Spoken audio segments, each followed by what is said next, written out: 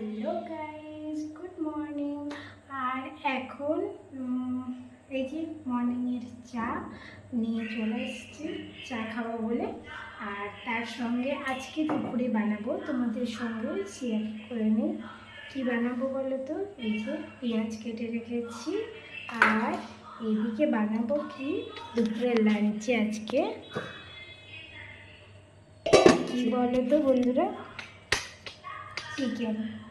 তো চিকেনটা অল্প একটু রেখে দিয়েছিলাম, তো সেটাই আজকে বানাবো চিকেনটা, মানে দুপুরে লাঞ্চের জন্য, দুপুরের লাঞ্চের জন্য বানাবো।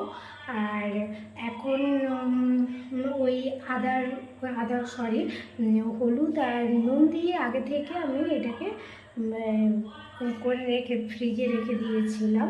তো এখন বের করে নিয়ে এসেছি, ওটা বানাবো। আর ওর সঙ্গে বানাবো চাটনি। তো ঝটপট বানিয়ে নিই।